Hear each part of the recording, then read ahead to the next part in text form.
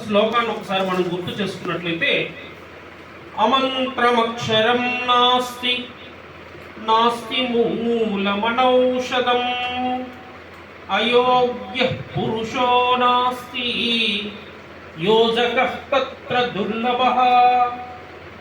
దీని అర్థం ఏమిటి అంటే, మన భాషలో మంత్రానికి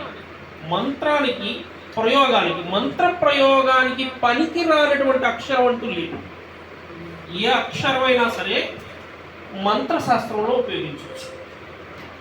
మరి ఎప్పుడు దాని గురించి చివరిలో దాని ముక్తాయింపు ఇచ్చాడు, ఎలా ఉపయోగించగలన్నాడు, ఎలా ఉపయోగించాలి, ఎప్పుడు ఉపయోగిస్తే ఆ అక్షరం మంత్రం అవుతుంది, ఆ శబ్దానికి శక్తి వస్తుంది.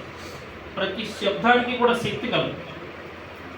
అందుకే ఒక మాట అంటే మనం బాధపడతాం, కోపంగా ఒక మాట ఎవరైనా అంటే బాధపడతాం, ఒక ఆశీర్వచనానికి పొంగిపోతాం. శబ్దానికి అంత శక్తి. మరి ఆ మంత్రాన్ని ప్రయోగించే విధానం తెలియాలి. రెండవ పాదం చూడండి, నాస్తి మూలమనౌషధం. ఔషధంగా పనికిరానటువంటి మొక్క లేదా మొక్కలోని భాగం అంటే ఏమీ లేదు. దాన్ని ఉపయోగించుకునేటటువంటి సామర్థ్యం మనకు ఉండాలి. కానీ ప్రతి మొక్కలోని యొక్క ఆకుని, వేరుని, కాండాన్ని, కొమ్మని, బెరడుని అన్నింటినీ కూడా చక్కగా ఔషధంగా వాడవచ్చు. ఇక మూడవది, చాలా అతి ముఖ్యమైన, ఉపాధ్యాయులుగా మనం అందరం గుర్తుపెట్టుకోవాల్సినటువంటి చాలా ముఖ్యమైనటువంటి విషయం. ఆ మూడవ పాదం, అయోగ్య పురుషో నాస్తి. అయోగ్యుడైనటువంటి వాడు ఈ భూమి మీద ఎవడు లేడు. ఇక్కడ పురుష శబ్దం అంటే మానవాళి ఏం తీసుకోవాలి, పురుషుడని కాదు.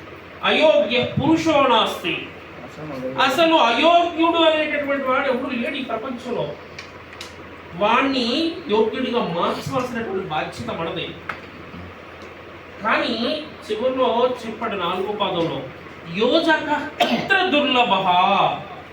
ఆ యోజకత్వాన్ని సాధించడమే చాలా కష్టమైనటువంటి పని. ఆ యోజకత్వాన్ని సాధించినట్లయితే ఖచ్చితంగా అక్షరం మంత్రమైపోతుంది, ఒక మొక్క యొక్క భాగం ఔషధంగా మారిపోతుంది, ఒక మనిషి అత్యంత యోగ్యమైనటువంటి వ్యక్తిగా పరిణామం చెందుతాడు. కాబట్టి అక్కడ మార్చడంలోనే ఉంది.